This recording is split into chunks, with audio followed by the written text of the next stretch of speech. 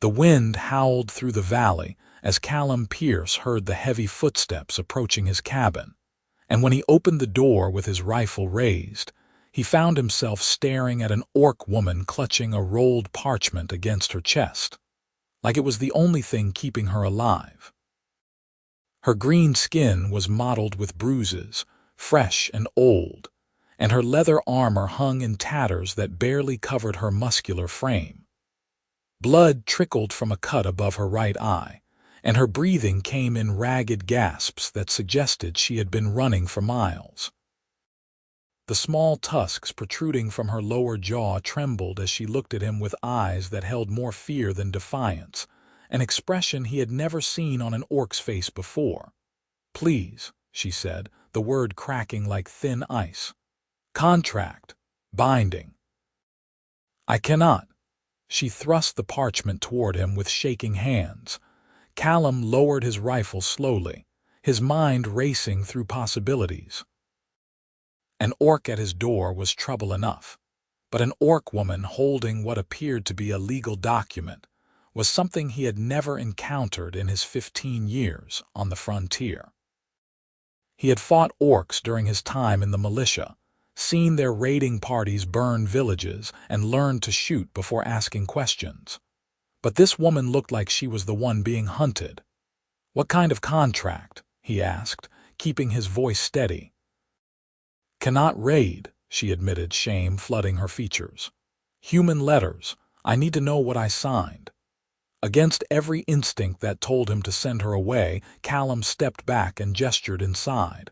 "Come in before someone sees you. If the neighbors spot an orc here, they will form a mob before sunset." She stumbled across the threshold, and he noticed how she favored her left leg.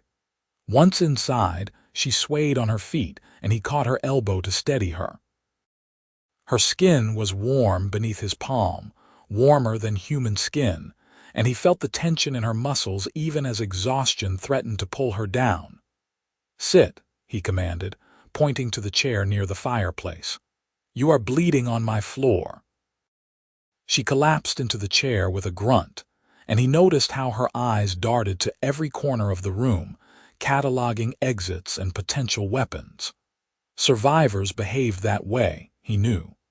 People who had learned that safety was temporary and danger could come from anywhere. Callum set his rifle against the wall and crossed to the wash basin, dampening a clean cloth. When he approached her with it, she flinched. "Easy," he said softly. "Just cleaning that cut, then you can show me this contract." She allowed him to dab at the wound above her eye, though her entire body remained coiled tight as a spring. Up close, he could see more details: the small silver ring through her left ear, the intricate pattern of scars on her knuckles that suggested years of fighting, the way her dark hair had been roughly hacked short as if with a dull blade. "What is your name?" he asked. "Varka," she said. "Of the Stonefist clan, or I was before." She stopped, pressing her lips together. "Before what?" "Before I was foolish enough to trust a human merchant." Callum finished cleaning the cut and stepped back, tossing the bloodied cloth into a bucket. "Show me the contract." Varka unrolled the parchment with careful fingers, smoothing it on her lap. The document was professionally scribed, complete with an ornate seal in red wax at the bottom. Callum took it from her and moved closer to the window where the afternoon light would help him read the cramped script. As his eyes moved over the words, his jaw tightened. The merchant's name was listed as Horace Dunsworth, a man Callum knew by reputation as someone who dealt in questionable goods and exploited anyone desperate enough to do business with him. The contract itself was a work agreement, but the terms made Callum's blood run cold. "Read it," Varka demanded. "Tell me what I agreed to." Callum cleared his throat and began reading aloud. "In exchange for the sum of 30 silver coins, advanced payment for food and shelter during the winter months, the signatory agrees to provide labor and service to Horace Dunsworth for a period of no less than 20 years. The signatory will work in whatever capacity Master Dunsworth deems appropriate, including but not limited to field labor, mining, personal service, or any other task assigned. The signatory forfeits all personal property and possessions for the duration of service and agrees to reside in quarters provided by Master Dunsworth. Failure to fulfill the terms of this contract will result in imprisonment and a debt of 1,000 gold coins to be paid in full before release. Varka's face had gone pale beneath the green, her tusks stark against her bloodless lips. 20 years. He said 5 years. He said I would work his farm for 5 winters and then be free. He lied, Callum said flatly. This is not a work contract. This is indentured servitude designed to keep you enslaved for life. No one can earn 1,000 gold coins to buy their way out. And these terms about personal service, he stopped, not wanting to speak the implications aloud. What about personal service? Her voice had dropped to barely a whisper. He could force you to do anything, anything at all, and you would have no legal protection because you signed this willingly. Varka stood abruptly, the chair scraping against the wooden floor. I did not know. The human words, I cannot read them. He told me it was simple work, food and coin, and I was so hungry, her voice broke. My clan cast me out for defending a human child during a raid. I have been wandering for weeks with nothing. When Dunsworth found me, he seemed kind. He fed me, gave me clean water, said he needed strong workers for his estate. Callum looked at the contract again, at the elegant script that hid such vicious intent, and felt anger rising in his chest. He had seen plenty of cruelty in his life, participated in his share during the war, but there was something particularly vile about tricking someone who could not read into signing away their freedom. You defended a human child, he asked. The raiders were going to kill her. She was 4 years old, maybe 5. I could not, Varka's hands clenched into fists. My captain said I had betrayed the clan, that I had gone soft. They took my weapons, my honor markings, everything. Said I was no true orc. Callum studied her face, seeing the truth in her eyes. An orc who would sacrifice everything to save a human child was either the greatest fool he had ever met or someone with a stronger moral code than most humans he knew. He made his decision. With one swift motion, Callum tore the contract in half down the middle, then tore it again and again until it was nothing but confetti falling to the floor like snow. Varka gasped, staring at the scattered pieces. What have you done? The contract is destroyed, Callum finished. No contract, no obligation. Dunsworth can claim whatever he wants, but without that document he has no legal hold on you. But the money. I spent some of it. I owe him 30 silver. Callum walked to a cabinet and pulled out a small leather pouch, counting coins onto the table. I have it here. Take it. Return his blood money if it makes you feel better, or keep it and let him suffer the loss. Either way, you are free. Varka moved to the table, her fingers hovering over the coins as if they might burn her. Why would you help me? I am an orc. Your people and mine have been at war since before either of us was born, Callum interrupted. And I am tired of it. I am tired of fighting, tired of hating, tired of seeing good people suffer because of what they are instead of who they are. You saved a human child at the cost of everything you had. That makes you worth helping in my book. She picked up one of the silver coins, turning it over in her palm. I do not understand you, Callum Pierce. You know my name. It is carved above your door. I can read some things.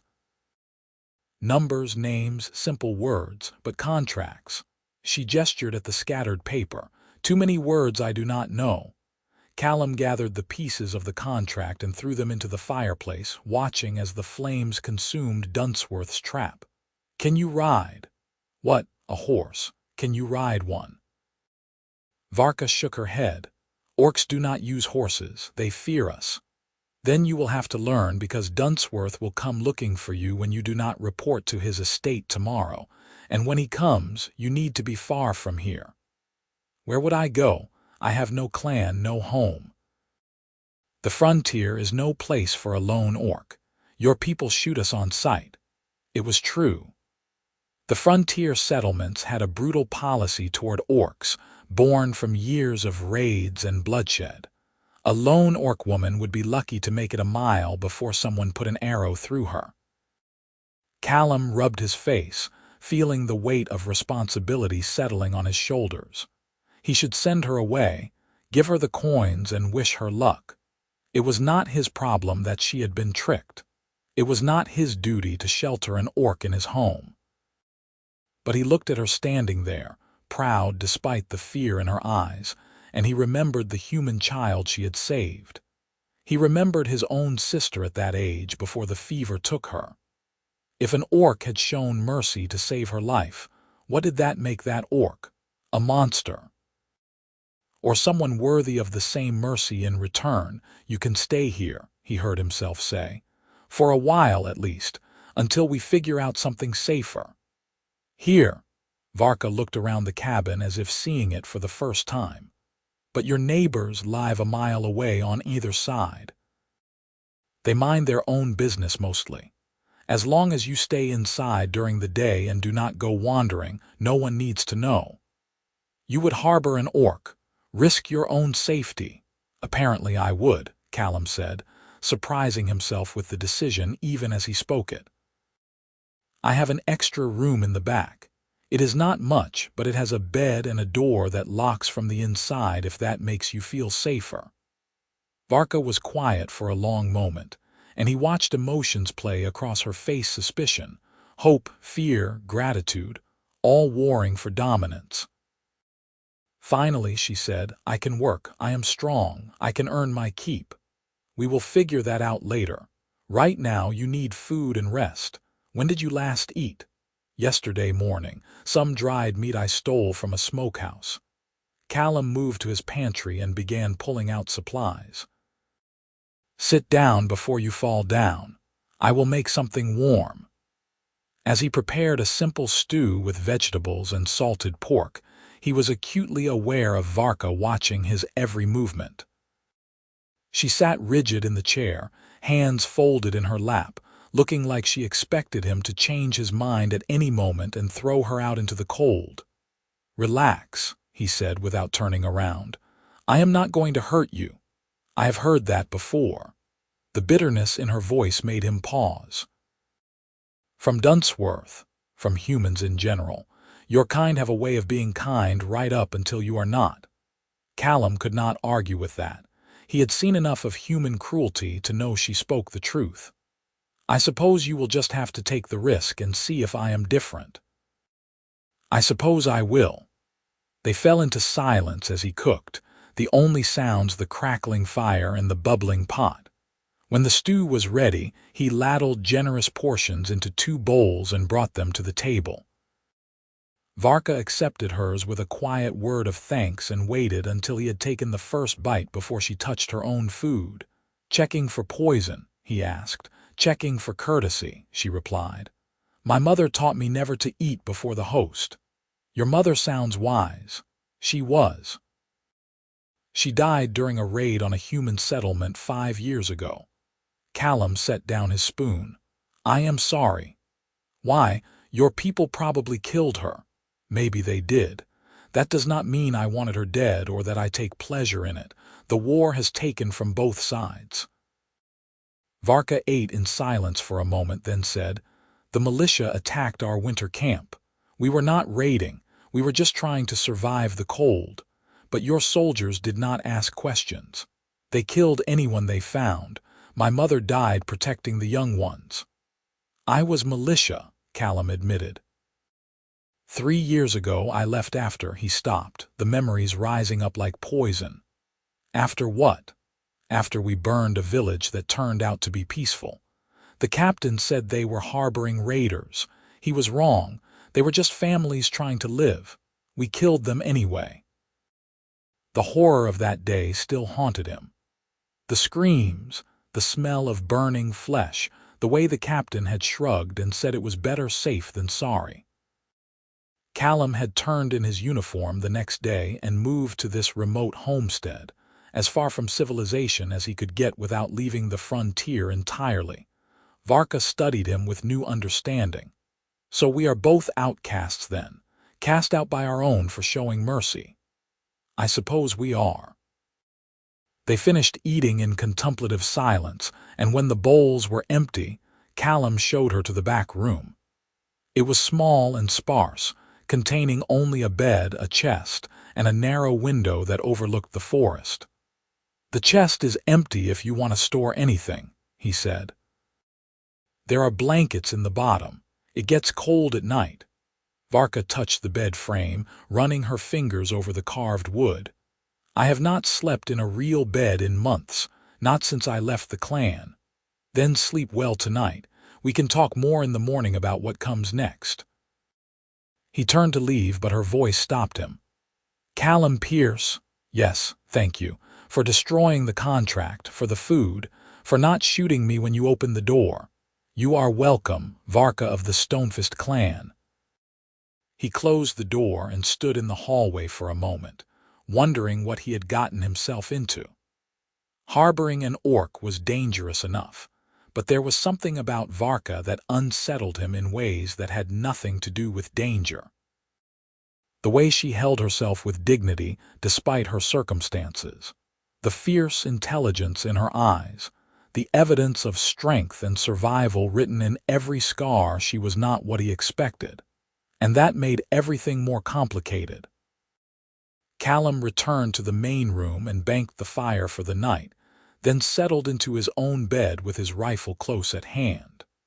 Old habits from his militia days died hard. As he lay in the darkness, he heard the soft sounds of Varka moving in the back room, the creak of the bed frame as she tested it, the rustle of blankets being arranged. He wondered if she would sleep, or if she would spend the night planning her escape, ready to run if he proved to be another human who could not be trusted. He would have to earn that trust, he realized. Words meant nothing without actions to back them up. If he wanted her to believe she was safe here, he would have to prove it day by day. Sleep came slowly, and when it did, his dreams were filled with burning villages and contracts written in blood. Morning arrived with pale sunlight streaming through the windows and the sound of someone moving around his kitchen. Callum bolted upright, grabbing his rifle before his mind fully registered what was happening. Then he smelled coffee brewing and heard the familiar clang of his cooking pot. He emerged from his bedroom to find Varka at the stove, stirring what appeared to be porridge.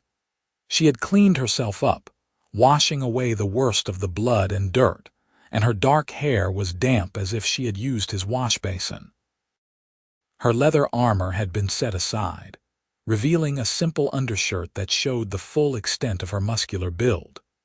She was tall for a woman, human or orc, with broad shoulders and arms that spoke of years of hard labor and combat training. "I hope you do not mind," she said without turning around. "I woke early and thought I should make myself useful." Callum set the rifle down and tried to ignore the strange domesticity of the scene. "You did not have to do that. You fed me, sheltered me. I am not a freeloader." She ladled porridge into bowls and brought them to the table along with 2 cups of coffee. "I found the beans in your pantry. I hope that was acceptable. More than acceptable." He sat down and took a sip, surprised by how well she had brewed it. "You know your way around a kitchen."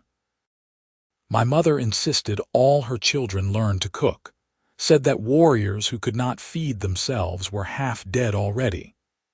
They ate breakfast together, and Callum found himself studying her in the morning light.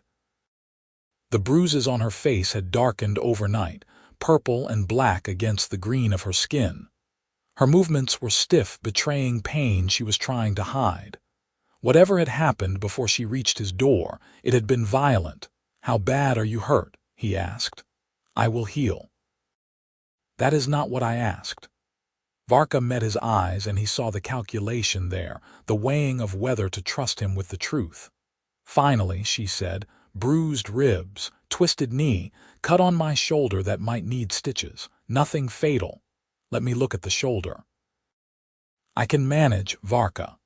He kept his voice gentle but firm.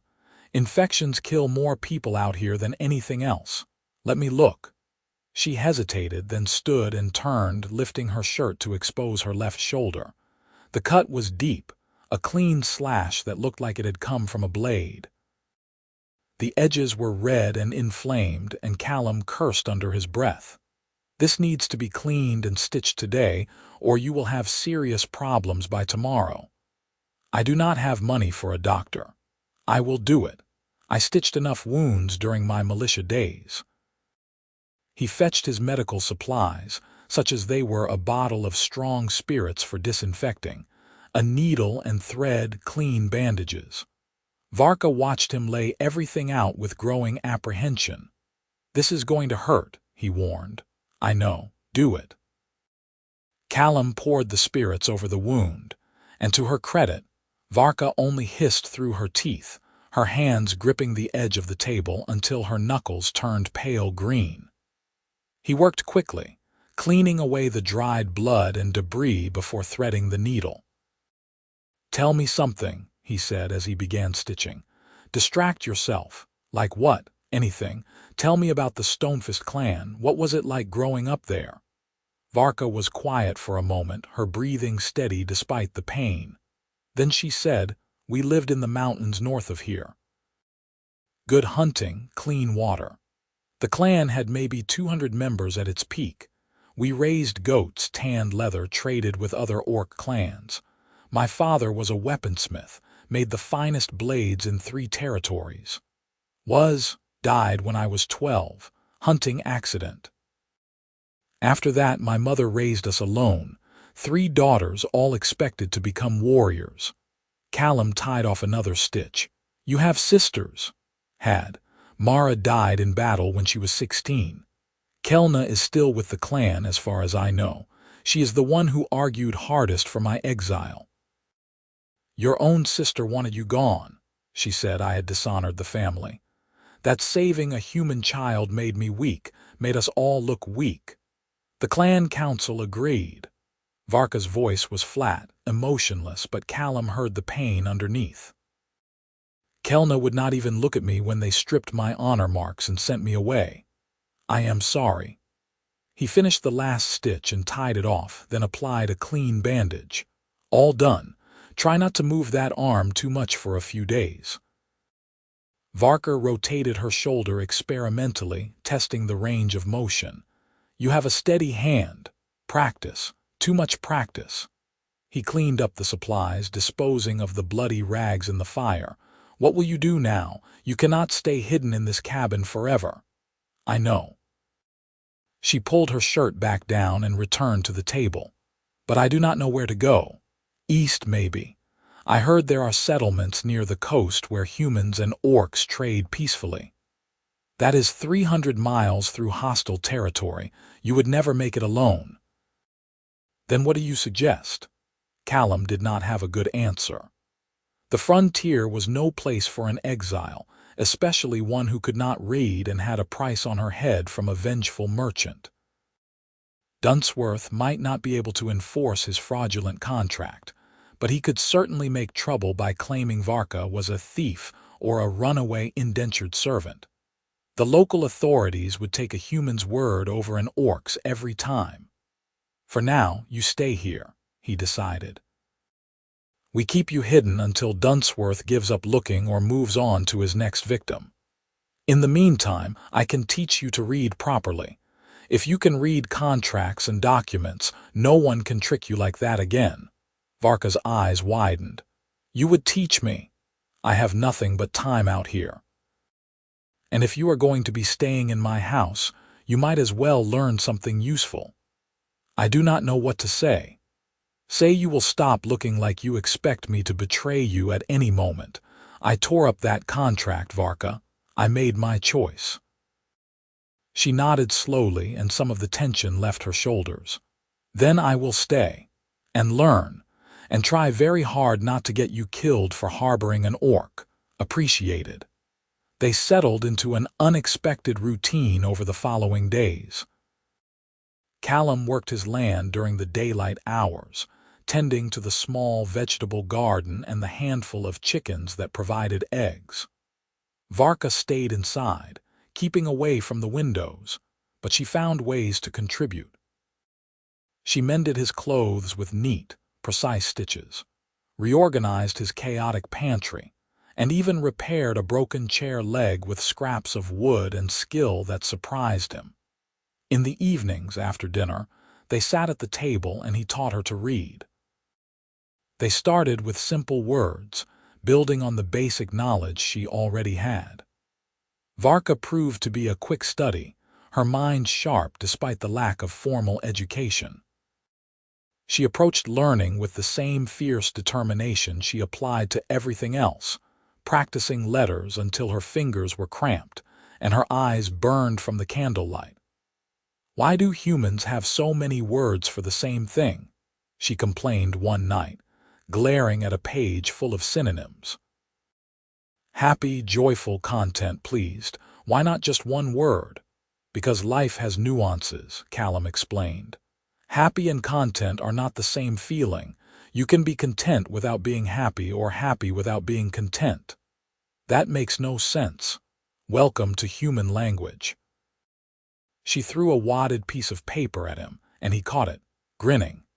It was a small moment, playful and easy, and it made him realize how much things had changed in just a week. Varka had started to relax around him, her constant vigilance giving way to something that almost resembled comfort. She smiled more often, made small jokes, and sometimes hummed while she worked, low orc songs in a language he did not understand. He found himself looking forward to the evenings, to the quiet companionship of their lessons and the sound of her voice as she practiced reading aloud. It was dangerous, this growing familiarity. She was an orc and he was human, and there were centuries of bloodshed between their peoples. But in the warm glow of candlelight, with rain pattering against the roof and the fire crackling, it was easy to forget all that and just exist in the moment. 2 weeks after Varka's arrival, trouble came knocking. Callum was in the garden, pulling weeds from around the potato plants, when he heard the sound of horses approaching. He straightened, shading his eyes against the afternoon sun, and felt his stomach drop as he recognized the lead rider. Horace Dunsworth sat astride a fine bay mare, dressed in expensive clothes that looked absurdly out of place in the rural setting. He was a portly man with thinning hair and cold eyes that assessed everything in terms of profit and loss. Behind him rode 3 rough-looking men who had the bearing of hired muscle rather than legitimate workers. "Callum Pierce," Dunsworth called out as he reined in his horse. "Good to see you. Beautiful day, is it not? What do you want, Dunsworth?" Callum kept his voice neutral, his body positioned between the merchant and his cabin. "Straight to business, I see. Very well. I am looking for someone. An orc woman, about 6 feet tall, green skin, tusks. She has something that belongs to me and I want it back. I have not seen any orcs around here. They tend to avoid human settlements." Dunsworth's smile did not reach his eyes. Of course. But you understand, I must be thorough. She stole a considerable sum of money from me, and I cannot let that stand. Bad for business to allow thieves to prosper. If she stole from you, report it to the territorial marshal. That is what the law is for. The law is slow and unreliable. I prefer to handle matters myself." Dunsworth dismounted, and his men followed suit. "You would not mind if we looked around, would you? Just to be sure." Callum moved to block the path to his cabin. "Actually, I would mind. This is my property, and you are not welcome here." The temperature of the conversation dropped several degrees. Dunsworth's smile became a thin line. Now, Pierce, there is no need to be difficult. We will just have a quick look inside and then we will be on our way. No. One of Dunsworth's men, a thick-necked brute with a scarred face, took a step forward. Maybe you did not hear the man. He wants to search your property. I heard him fine, and I said no. I fought in the militia, friend. I know my rights. You have no legal authority to search my home without a warrant from the marshal, and I do not see any warrant in your hands. Dunsworth's face flushed red. You are protecting her. You are harboring a criminal orc in your home. I am protecting my property from trespassers. Leave now, or I will defend my land as the law allows. It was a bluff, a dangerous one. Callum was outnumbered and outgunned if it came to violence. But he also knew that Dunsworth was operating outside the law himself. The fraudulent contract had been destroyed, which meant the merchant had no legal claim on Varka. Any accusation of theft would be hard to prove without evidence, and Callum was betting that Dunsworth did not want to involve the actual authorities any more than Varka did. The standoff stretched out, tension thick in the air. Finally, Dunsworth remounted his horse with stiff, angry movements. You are making a mistake, Pierce. That orc is dangerous. She will turn on you the moment she gets the chance. That is what her kind does. I will take my chances.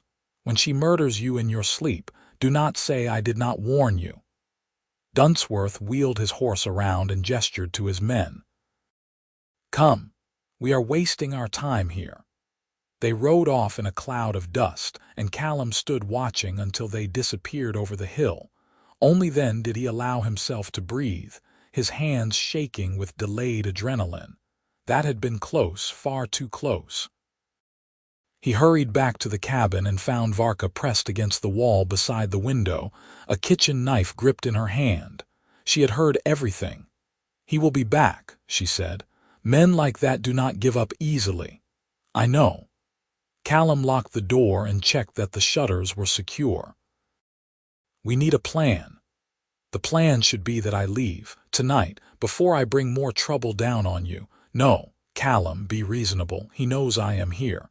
He will come back with more men, maybe the law this time if he can bribe the right people. You cannot fight that. I do not intend to fight. I intend to make it legally impossible for him to touch you. Varka lowered the knife, confusion replacing the fear in her eyes. How? Callum's mind was racing, sorting through possibilities and discarding them one by one. Dunsworth had resources, connections, and the advantage of being human in a human-controlled territory. Varka had nothing except the protection of a former militiaman who had made himself an outcast. Unless marriage, he said suddenly. What? If we were married, you would have legal protections. You would be a citizen by marriage, entitled to the same rights as any human. Dunsworth could not touch you without going through proper legal channels, and we destroyed the contract, so he has no evidence of any debt. Varka stared at him like he had lost his mind. You want to marry me? An orc? It is a legal solution to a legal problem. It is insane. Interspecies marriages are barely recognized, and when they are, the couples face constant persecution. You would be shunned, maybe worse. I am already shunned. I live out here alone because I do not want to be around other humans. What do I care if they disapprove, Callum? She set the knife down and crossed to him, her face serious. Marriage is not a game. It is not just a piece of paper. Among my people, it is sacred. A bond that lasts until death. It is similar for humans, or it should be anyway. He met her eyes, saw the doubt and fear there. I know this is sudden. I know we barely know each other, but I meant what I said when I destroyed that contract. I made my choice to help you, and I do not take that lightly. If marriage is what it takes to keep you safe, then I am willing to do it. You would tie yourself to me for life just to thwart Horace Dunsworth. I would tie myself to you because it is the right thing to do. Because you deserve protection and a chance at a real life. Because he stopped, surprised by the emotion welling up in his chest. Because in 2 weeks you have become a friend, maybe the best friend I have had in years, and I do not abandon my friends. Varka's eyes shimmered with unshed tears, and she looked away, blinking rapidly. You are either the noblest man I have ever met or the biggest fool. Probably both, she laughed, a choked sound that was half sob. My people would say I am dishonoring myself by marrying outside the clan. Your people would say you are betraying your race. We would make everyone unhappy. Then let them be unhappy. What matters is whether you can live with it, whether you want to try. She was quiet for a long moment, her fingers toying with the silver ring in her ear. Finally, she said, if we do this, I want it to be real, not just a legal trick. I will not dishonor the marriage bond by treating it as a convenience. Agreed. And if you ever regret it, if you ever wish you had sent me away that first night, you have to tell me. I will not stay where I am not wanted. I will tell you, but I do not think I am going to regret it. Varka searched his face as if trying to read the truth written there. Whatever she saw must have satisfied her because she nodded slowly. Then yes, I will marry you, Callum Pierce. The words hung in the air between them, heavy with implications neither of them fully understood yet. They were crossing a line that could not be uncrossed, stepping into territory that would change both their lives forever. We will need to go to town, Callum said, his practical side reasserting itself. The territorial clerk can perform the ceremony and register the marriage. It has to be official. When? Tomorrow. The sooner it is done, the sooner you have legal protection. That night, neither of them slept much. Callum lay in his bed, staring at the ceiling and wondering if he had truly lost his mind. Marriage was not something to enter into lightly, and he barely knew Varka beyond the basics of her history and her fierce determination to survive. But every time he thought about sending her away, about watching her walk off into a world that would see her dead or enslaved, something in his chest twisted painfully. In the back room, Varka sat on her bed and tried to process the enormity of what she had agreed to. Marriage to a human. Her mother would have been horrified. Her sister would have called it the ultimate betrayal. But Callum had torn up that contract without hesitation, had risked himself to protect her, and had offered her something she had not dared to hope for, a future beyond mere survival. She touched the stitches on her shoulder, feeling the neat, careful work he had done. He had gentle hands for a warrior, and a kind heart for someone who had seen so much violence. Maybe that was why she trusted him, or at least why she wanted to trust him. He had been damaged by the war the same way she had looked into the abyss and decided he did not like what he saw there. Morning came gray and overcast, threatening rain. They ate a quick breakfast in silence, both of them wrapped in their own thoughts. Callum hitched his horse to the small wagon he used for trips to town, and Varka climbed into the back, covering herself with a tarp. It is a 2-hour ride, he told her. Try to stay quiet and still. If anyone stops us, you are just cargo. Understood? The journey was uncomfortable and nerve-wracking. Every time the wagon hit a bump, Varka had to bite back a grunt of pain from her still-healing injuries. She could hear Callum talking to the horse, his voice calm and steady, and it helped keep her own anxiety at bay. They reached the town just before noon. It was a small frontier settlement called Ashford, with a population of maybe 300 people. Callum drove straight to the territorial clerk's office, a squat wooden building near the center of town. He helped Varka down from the wagon, and together they walked to the door. Ready? He asked. No, but let us do it anyway. The clerk was a middle-aged woman named Martha Sullivan who had the worn, practical look of someone who had spent her entire life on the frontier. She looked up from her desk as they entered, and her eyes widened when she saw Varka. Callum Pierce, she said slowly. "What brings you to town, and who is your friend?" "This is Varka. We are here to file for marriage." Martha's pen clattered to the desk. "Marriage, you and an orc?" "That is correct." "Do you have any idea what kind of trouble this will cause? The townsfolk will not stand for it. And the law allows for interspecies marriages," Callum interrupted. "I checked. It is rare, but it is legal. You have the authority to perform the ceremony and register the union. I am asking you to do your job."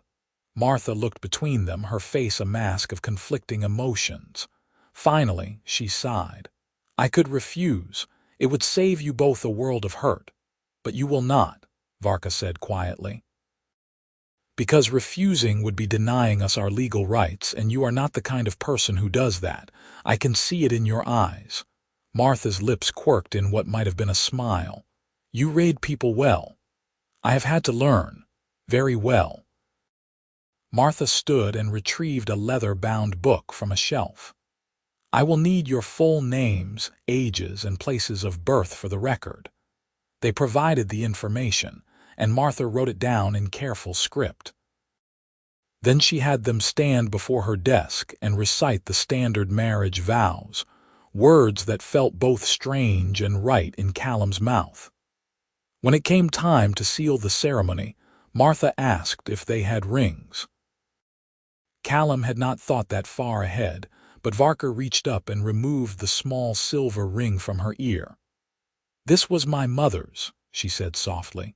"It is all I have left of her." She held it out to Callum, and he took it with reverent care, sliding it onto her left ring finger. It was slightly too large, but she curled her finger to keep it in place. "I do not have anything to give you," Callum said. "Then give me your word, your promise to honor this bond." "You have it." Martha closed the book with a thump.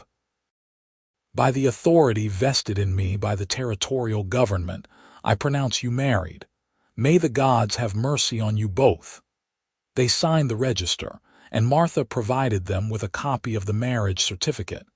"Keep this safe," she advised. "You will need it to prove the marriage is legitimate." "Thank you," Callum said. As they turned to leave, Martha called out, "Pierce, be careful. Horace Dunsworth has friends in this town. If he hears about this, he will not be pleased. Let him be displeased. It is done now." They hurried back to the wagon, and Callum helped Varka inside before climbing up to the driver's seat. As they left town, he caught sight of several people watching them with hostile eyes, and he knew word would spread fast. By sunset, everyone would know that Callum Pierce had married an orc. The ride back was tense, both of them expecting trouble at any moment. But they made it to the cabin without incident, and Callum finally allowed himself to relax as he closed and locked the door behind them. "We did it," he said. "We did." Varka looked down at the ring on her finger, turning it slowly. "I am married to a human. How does it feel? Strange, terrifying, right?" She met his eyes. "Is that strange?" "No, I feel the same way." They stood awkwardly in the main room, suddenly aware of the implications of their new status. Married, bound together legally, spiritually, and in every other way that mattered. The air between them felt charged with possibility and uncertainty. "I should make dinner," Varka said finally. "I should check on the chickens." They escaped to their respective tasks, both needing time to process what they had done. But that night, as they sat at the table eating stew and fresh bread, there was a new quality to the silence between them. Not uncomfortable, but thoughtful. The beginning of something neither of them could quite name yet. The days that followed fell into a new rhythm. Callum continued to teach Varka to raid, and she proved an enthusiastic student, devouring every book he owned with hungry intensity. In return, she taught him about orc culture, sharing stories of her childhood and the traditions of the Stonefist clan.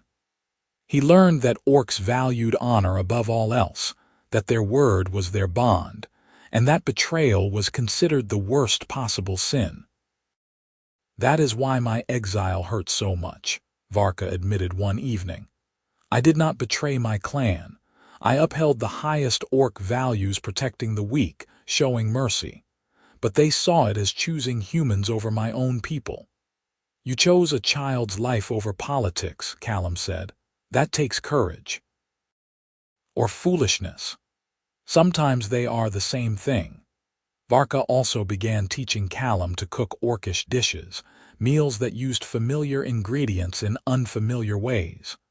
Goat stew with bitter herbs, flatbread cooked on hot stones, a spicy porridge that made his eyes water the first time he tried it.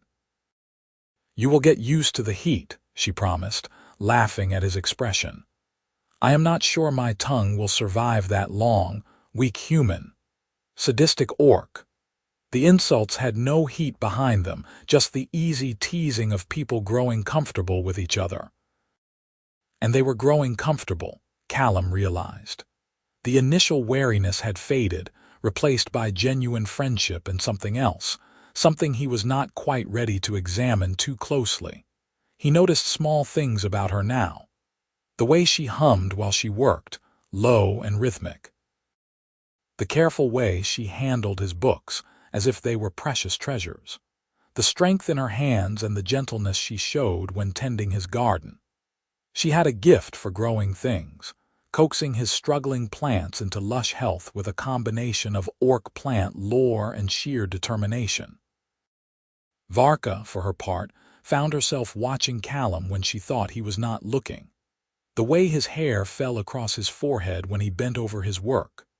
The quiet competence with which he handled every task, from chopping wood to mending fences. The kindness in his eyes when he looked at her, a look that held no judgment or fear, only acceptance. They were falling, she realized, with a mixture of terror and exhilaration. Falling into something deeper than friendship, more complicated than simple gratitude. The marriage certificate made them legal partners, but their hearts were writing their own contract, one that had nothing to do with law and everything to do with choice. 3 weeks after the wedding, trouble returned. Callum was in the barn, mucking out the horse's stall, when he heard shouting from the direction of the cabin. He grabbed a pitchfork and ran, his heart pounding, to find Varka standing in the doorway with a hunting bow in her hands, arrow nocked and aimed at a group of men on horseback. Dunsworth was not among them, but Callum recognized his scarred enforcer from the previous visit. The man held up his hands in a placating gesture, but his eyes were hard and calculating. Easy there, orc. We are just here to deliver a message. Deliver it and leave, Varka said, her voice cold. Mr. Dunsworth wants you to know that he knows about your sham marriage. Thinks he can protect himself by hiding behind a human's name, but it will not work. The law might say you are married, but everyone knows it is not real. No human would willingly bind himself to an orc whore. Callum stepped forward, fury rising in his chest. Get off my property, now. The enforcer grinned. Touched a nerve, did I? Here is the thing, Pierce. Dunsworth does not care about the money anymore. He cares about his reputation. You made him look like a fool, and he does not forgive that. So he is offering you a choice. Send the orc away, and he will forget this whole mess. Keep her, and he will make your life a living hell. He has friends, powerful friends. They can make you lose this land, your livelihood, everything. I am not sending her anywhere. She is my wife. Your wife. The enforcer spat the words like they were poison. You are a disgrace to your race, Pierce. Lying with an orc, breaking bread with a monster. Your militia brothers would be ashamed. My militia brothers can rot for all I care. And you have about 5 seconds to get out of here before I let my wife put an arrow through your eye. Varka adjusted her aim, and the enforcer's horse skittered nervously, sensing the tension. The other men with him looked uncertain, hands drifting toward their own weapons. This is not over, the enforcer warned. Dunsworth always gets what he wants, always. Tell Dunsworth that I have faced down orc war parties and survived. I am not afraid of a corrupt merchant and his bought thugs. Now ride before I forget my manners." They left, but their threats hung in the air like smoke. Callum watched them disappear, then turned to find Varka lowering the bow with shaking hands. "I should not have threatened them," she said. "I just made things worse. You defended our home. That is what married people do." "Callum, maybe they are right. Maybe I should leave. I could go east like I planned, and you could tell everyone I ran away. You would be safe." He took the bow from her hands and set it aside, then gripped her shoulders gently. "Listen to me. I married you because I wanted to protect you, yes, but also because I wanted to, because you matter to me. These past weeks, having you here, it has been good, better than good. I have not felt this alive in years. So no, you are not leaving. We are in this together." "Together," she repeated, and something in her expression shifted. "Callum, I need to tell you something." "What?" "I think I am falling in love with you." The words hit him like a physical blow, knocking the air from his lungs. He stared at her, seeing the vulnerability in her eyes, the fear of rejection, and the courage it took to speak her truth. "I know it is complicated," she continued in a rush. "I know we are from different worlds, different species. I know this started as a practical arrangement. But spending every day with you, learning from you, laughing with you, I cannot pretend it is just friendship anymore. I understand if you do not feel the same. I just needed you to know." Callum's mind was racing, his heart pounding. He thought about the past weeks, about how much he looked forward to seeing her each morning, how empty the cabin felt on the rare occasions when she was not in sight. He thought about the way she made him laugh, challenged him, cared for his home like it was her own. And he realized that he had been falling too, had been denying it because it seemed too impossible, too dangerous. "I feel the same," he said, his voice rough with emotion. "I did not want to say anything because I was not sure if we could." Varka kissed him. It was not a gentle kiss, not tentative or uncertain. It was fierce and claiming, her hands fisting in his shirt as she pulled him closer. Her tusks pressed against his skin, a reminder of her otherness, but instead of pulling away, he leaned into her, embracing everything that made her different and beautiful and extraordinary. When they finally broke apart, both breathing hard, Callum rested his forehead against hers. "We are really doing this," he said. "We are married. We might as well love each other too." Logic I cannot argue with. They stumbled inside, hands finding each other, mouths meeting again and again. The marriage certificate had made them legal partners, but this was the moment they truly became husband and wife, choosing each other not out of necessity, but out of genuine feeling. Later, lying tangled together in Callum's bed, Varka traced patterns on his chest with her fingertips. "What happens now? Now we figure out how to make this work, how to build a life together despite everything stacked against us. Dunsworth is not going to give up, I know, but we will face him together, and if he pushes too hard, we will leave. Head east like you planned, but together this time." Varka propped herself up on one elbow, looking down at him. "You would leave your home for me. This cabin is just wood and nails. You are what makes it a home now." She kissed him again, soft and sweet this time. "I never thought I would hear a human say something like that to me. I never thought I would fall in love with an orc. Life is full of surprises." They drifted into comfortable silence, and Callum found himself thinking about the future. It would not be easy. They would face prejudice, violence maybe, and constant suspicion from both humans and orcs. But they would face it together, and that made all the difference. The next morning, they woke to find that someone had painted a crude symbol on the side of the barn, a circle with a slash through it, the frontier sign for orc lover. Callum scrubbed it off while Varka stood watch, bow in hand, but they both knew it was just the beginning. Over the following weeks, small acts of harassment became routine.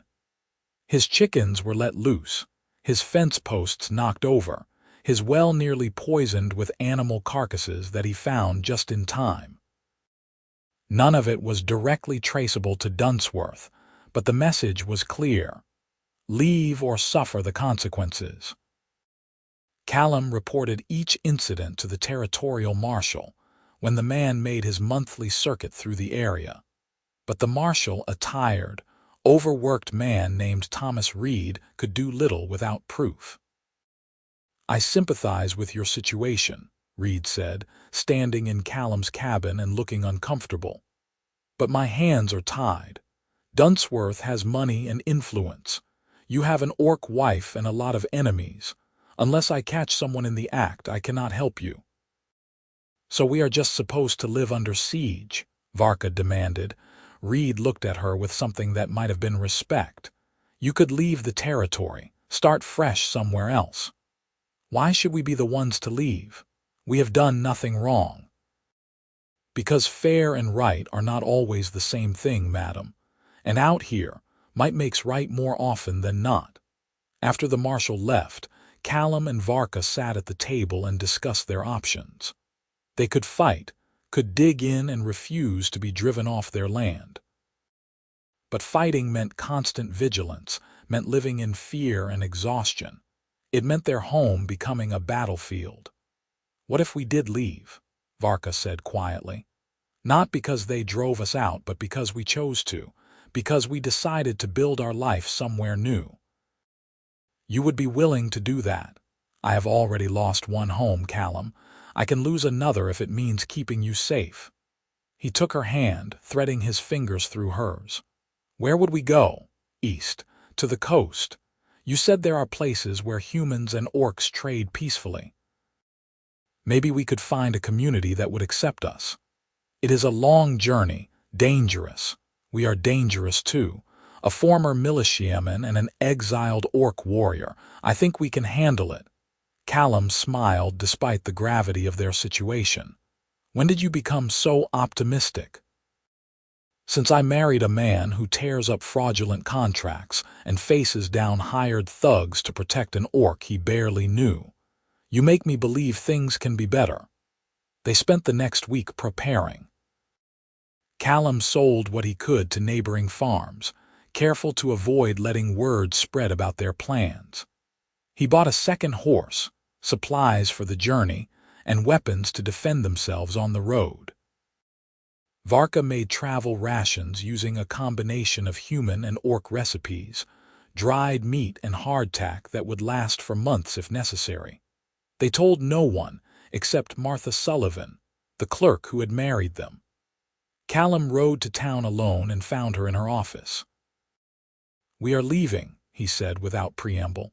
"Heading east to the coast. I wanted to thank you for performing the ceremony. It meant more than you know." Martha set down her pen and studied him. "Dunsworth finally ran you off, did he? We are leaving on our terms, not his. There is a difference." "Is there?" But she smiled sadly. "I hope you find what you are looking for, Pierce. You and your wife deserve some peace. Can I ask you something?" "Of course." "Why did you do it? Perform the marriage when you knew it would cause trouble?" Martha was quiet for a moment, then said, "Because 30 years ago, I fell in love with a man my family hated. They said he was beneath me, that I was throwing my life away.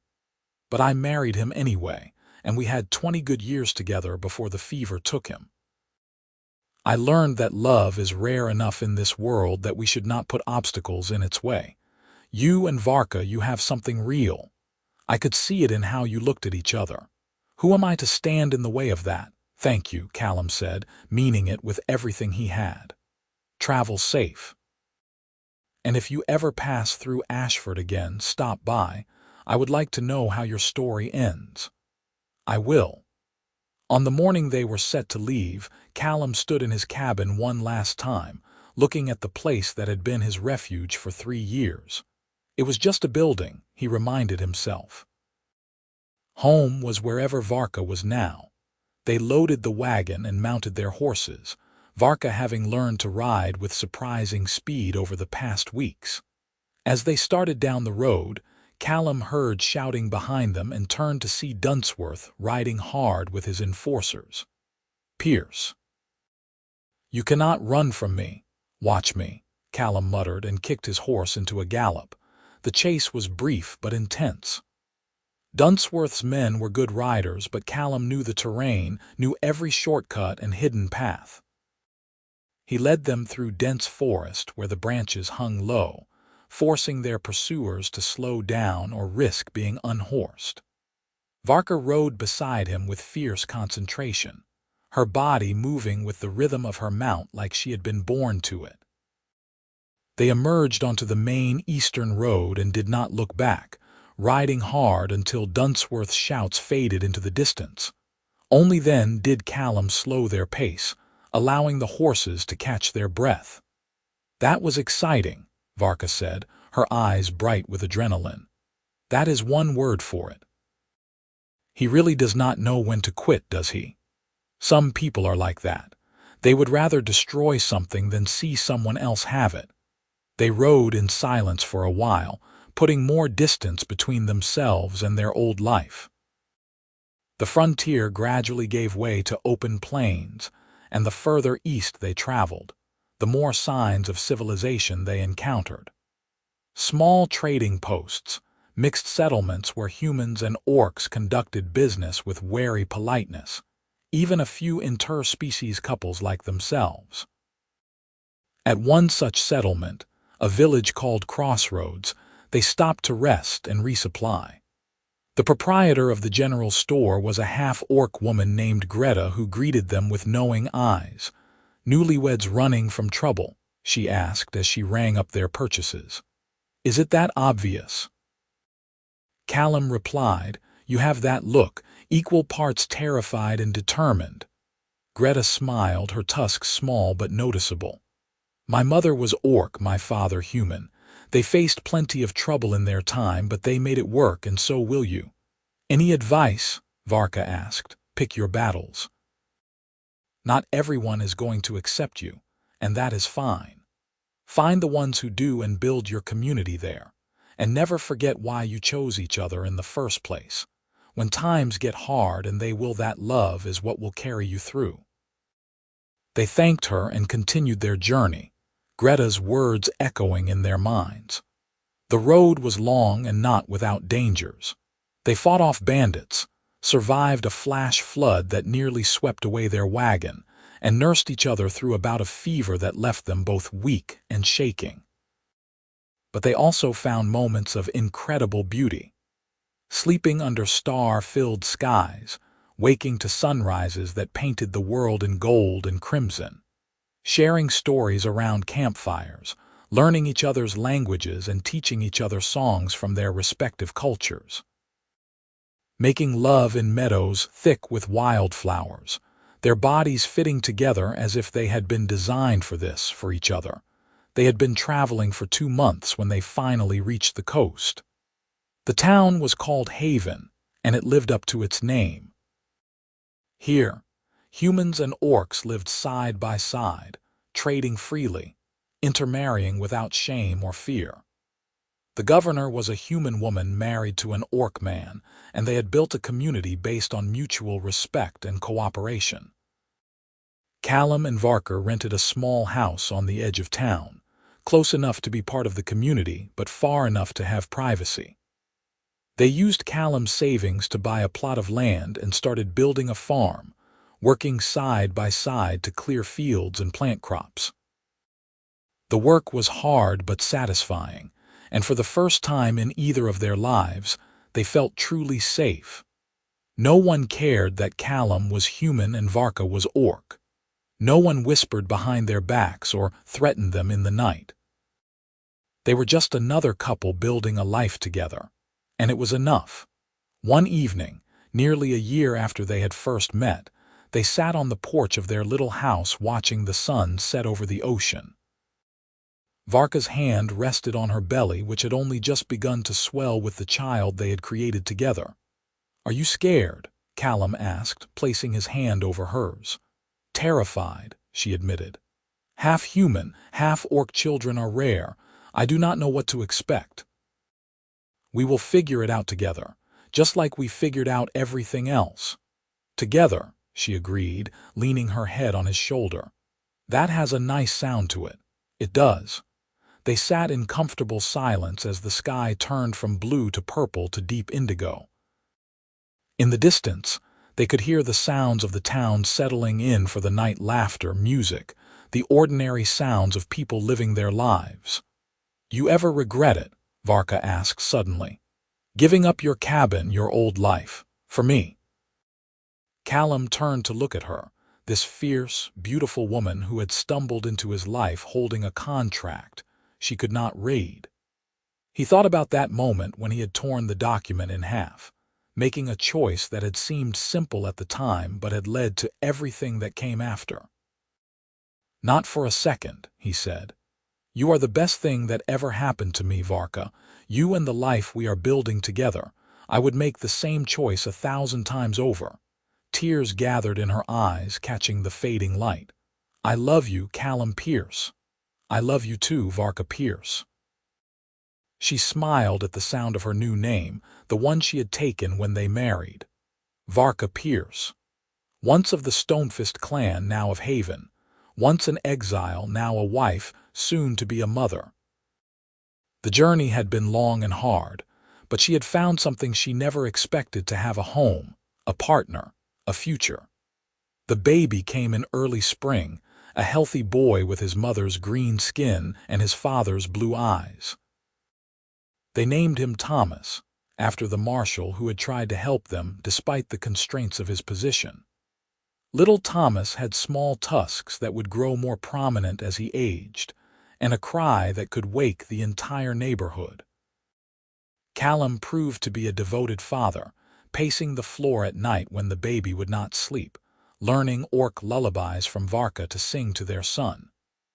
Varka bloomed in motherhood, her warrior's strength channeled into fierce protectiveness over her child. Haven's community embraced them fully. Other interspecies families offered advice and support, sharing the unique challenges and joys of raising children who belonged to both worlds. Thomas would grow up knowing both human and orc traditions, fluent in both languages, comfortable in his dual heritage. On Thomas's first birthday, they threw a celebration that brought together friends from across Haven. The house was filled with humans, orcs, and children of mixed heritage, all laughing and eating and celebrating life. Callum stood back and watched it all, marveling at how far they had come. Varka found him there and slipped her hand into his. What are you thinking about? About a frightened orc woman who showed up at my door holding a contract she could not read, about how tearing that paper in half led to all of this. He gestured at the gathering, at their son playing with other children, at the life they had built. Best decision you ever made, she teased. Second best. What was the first? Asking you to marry me. She laughed and pulled him into a kiss, ignoring the good-natured catcalls from their friends. When they broke apart, she said, I never thanked you properly. For saving me, for choosing me, for loving me even when it was hard. You never have to thank me for loving you, Varka. It is the easiest thing I have ever done. More children came over the years, a daughter named Mara after Varka's lost sister, another son they named Garrett. Their farm prospered, becoming one of the most productive in the region. They hired workers from both species, creating jobs and opportunities for those who needed them. Callum taught reading and writing in the evenings, offering free lessons to anyone who wanted to learn. Many of his students were orcs who had faced the same struggles as Varka, unable to read the contracts and documents that governed their lives.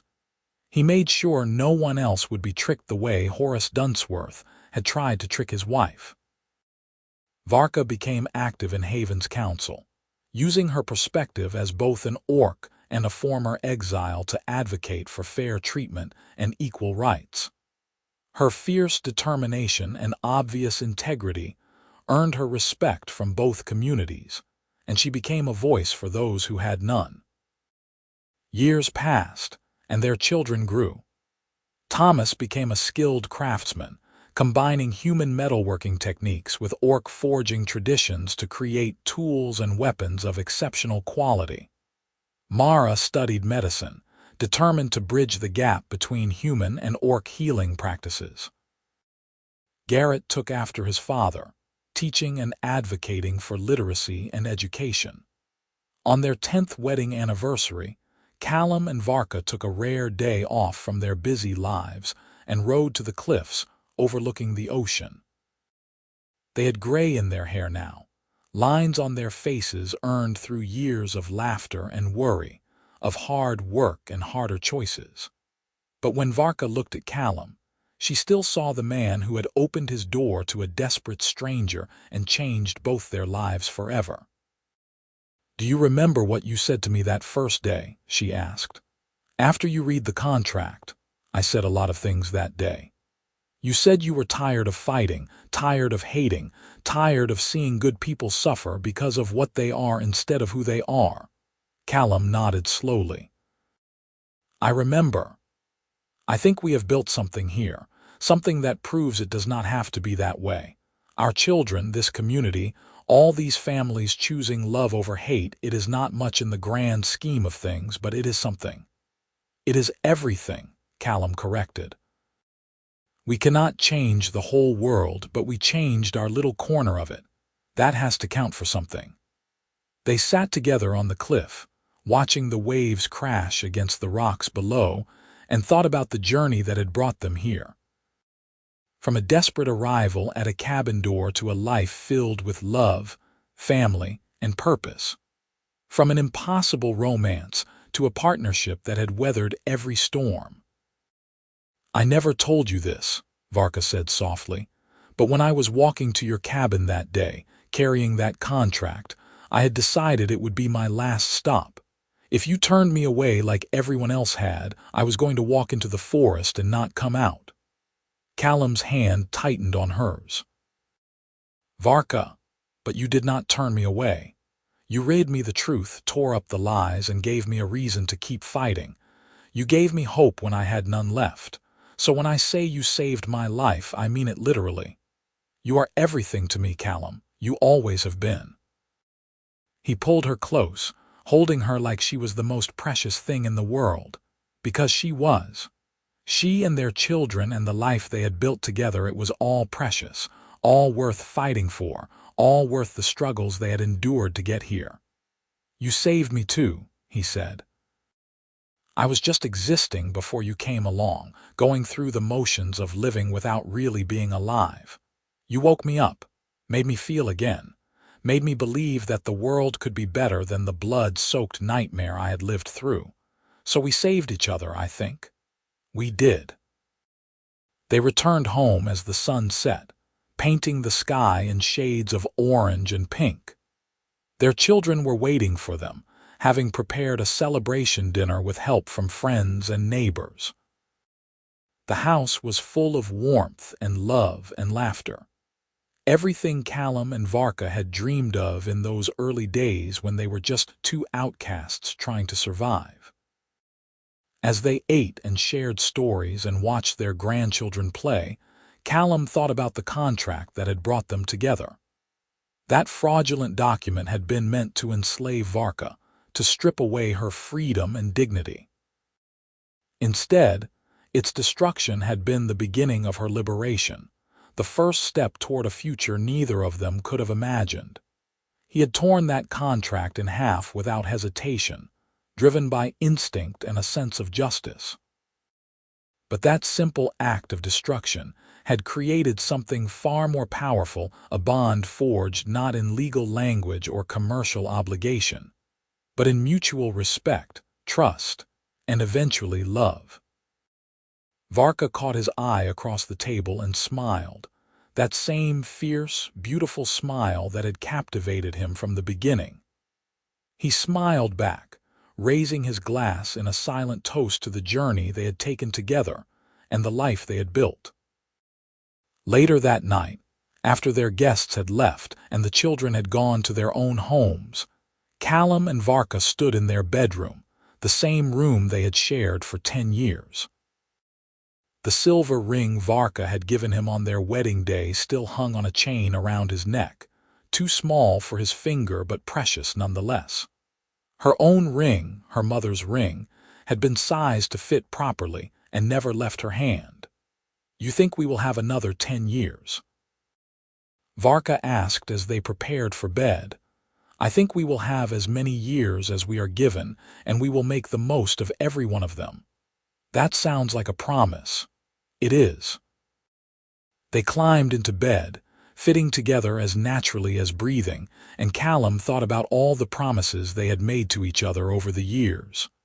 Spoken and unspoken, formal and informal, all of them kept.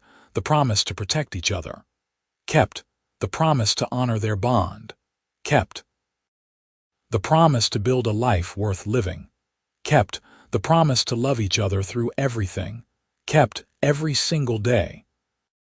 As sleep claimed him, Callum's last thought was of that moment at his cabin door, when he had looked at a desperate orc woman clutching a contract and made the choice to help instead of harm. Everything had flowed from that one decision, that one moment of choosing compassion over fear. He would never regret it, not in this lifetime or any other. The years continued to pass, marked by the changing of seasons and the steady rhythm of farm life. Callum and Varka grew older together, their bodies showing the wear of hard work and time, but their bond only strengthened. They faced new challenges as Haven grew and changed, navigating the complexities of an expanding community, while staying true to the values that had drawn them there in the first place. When Callum's hands grew too stiff with age to work the fields, Varka was there to help him adjust, finding new ways he could contribute. When Varka's old injuries from her warrior days began to ache in the cold, Callum learned orc massage techniques to ease her pain. They supported each other through every transition, every loss, every moment of joy and sorrow. Their grandchildren grew up hearing the story of how their grandparents met the frightened orc woman, the fraudulent contract, the human man who tore it in half and changed 2 lives forever. The story became part of Haven's folklore, a reminder that love could triumph over hatred, that mercy could change the course of destiny, and that sometimes the best things in life came from the most unexpected places. On their 25th wedding anniversary, the town of Haven threw them a celebration. The whole community turned out to honor the couple who had become symbols of everything Haven stood for: acceptance, cooperation, and the belief that different peoples could not just coexist, but thrive together. The governor gave a speech about how Callum and Varka's courage in choosing each other had helped pave the way for other interspecies couples, how their example had shown that love knew no boundaries of race or species. Their children stood proud, their grandchildren played at their feet, and the community they had helped build surrounded them with warmth and affection. When it was Callum's turn to speak, he stood with Varka by his side and said simply, "25 years ago, I was given a choice. I could turn away someone in need, or I could help despite the cost. I chose to help, and that choice gave me everything I have today. It gave me love, family, purpose, and a community I am proud to be part of. If I could go back and do it all again, I would not change a single thing." Varka squeezed his hand and added, "I came to this man's door carrying a contract I could not read, a document that would have enslaved me. He read it aloud, showed me the truth, and tore it in half. In doing so, he freed me from bondage and gave me the greatest gift anyone has ever given me: the freedom to choose my own path. I chose him, and I choose him still, every day." The crowd erupted in applause, and Callum and Varka stood together, hands clasped, hearts full, surrounded by the evidence of a life well lived and a love that had conquered every obstacle. As the celebration continued around them, Callum leaned close to Varka and whispered, No regrets. She turned to face him, her green skin weathered now but her eyes as bright and fierce as the day they met. Not a single one. You. None. You are still the best thing that ever happened to me.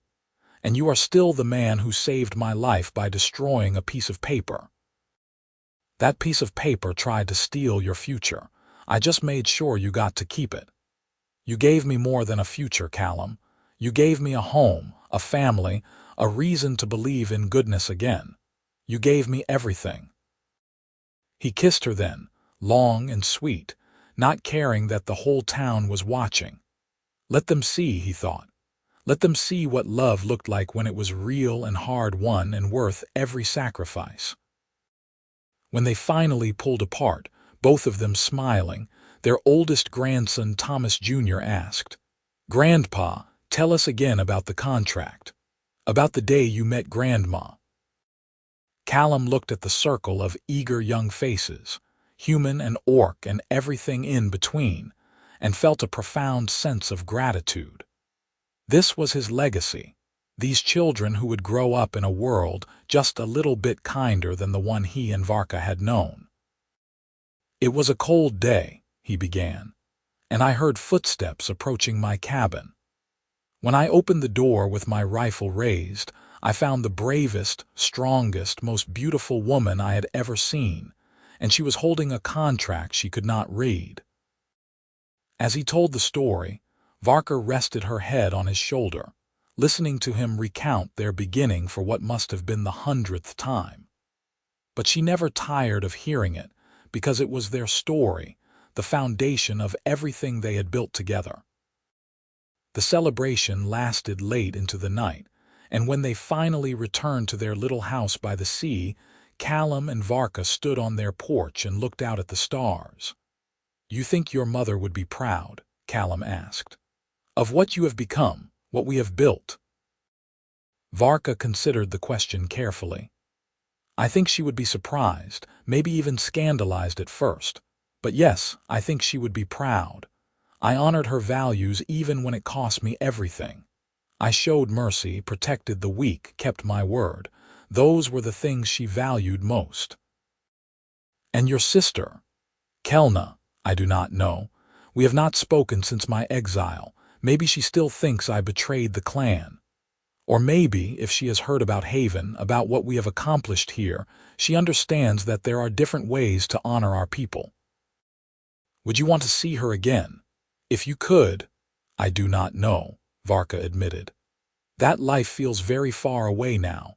I am not the same person I was when they cast me out. I have a new family, a new clan. You and our children and grandchildren, you are my people now." Callum wrapped his arm around her waist, pulling her close. "And you are ours. Always." They stood together under the stars, two people who had started as strangers from warring cultures and had built something beautiful out of desperation and choice. Their journey had not been easy, but it had been worth it. Every struggle, every sacrifice, every moment of doubt, all of it had led them here, to this life, to each other. In the end, the contract that had brought them together had been destroyed, but the bond they had forged in its place was unbreakable. No document could capture what they had. No legal language could define the depth of their commitment to each other.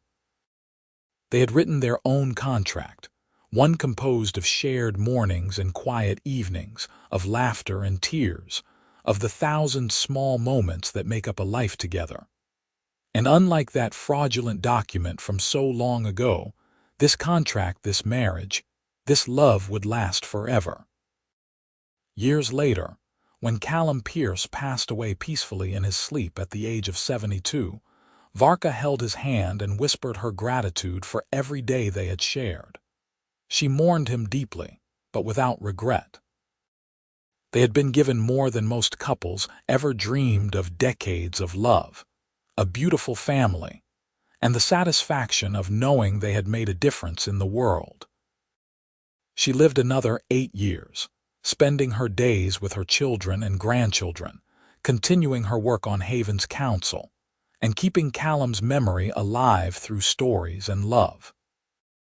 When her time came, she went peacefully, and they buried her next to her husband under an oak tree that overlooked the sea. On the headstone, their children inscribed both their names and a simple epitaph. They chose love over fear and changed the world. Their story lived on in Haven, passed down through generations as a reminder of the power of compassion, the importance of fighting for what is right, and the truth that love, real love, recognizes no boundaries. The little house by the sea became a historical landmark, preserved as a testament to two remarkable people who had proven that even in a world divided by hatred and prejudice, there was always room for hope.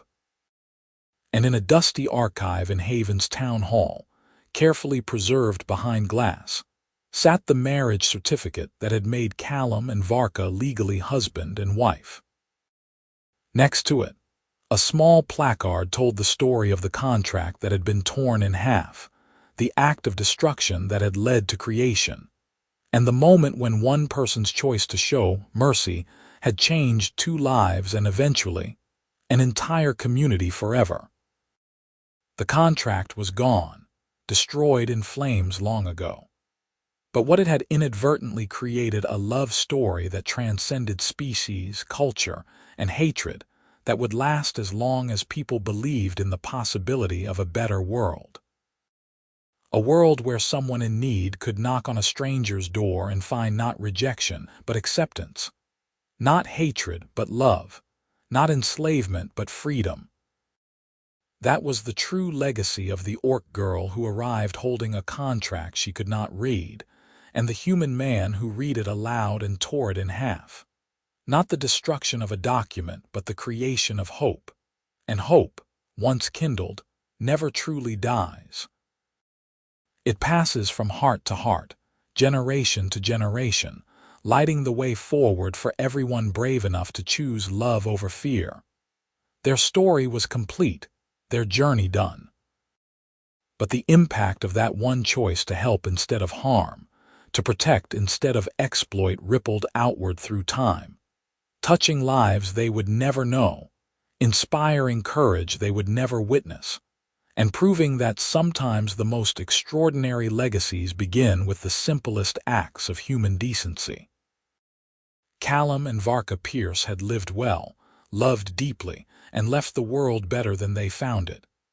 In the end, what more could anyone ask for?